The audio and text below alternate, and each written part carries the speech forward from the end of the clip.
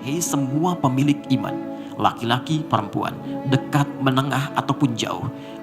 Tidak dibenarkan bagi setiap pasangan yang beriman, kalau memang dia punya iman, baik itu suami ataupun istri, untuk mewariskan sifat-sifat yang tidak baik setelah mereka berumah tangga.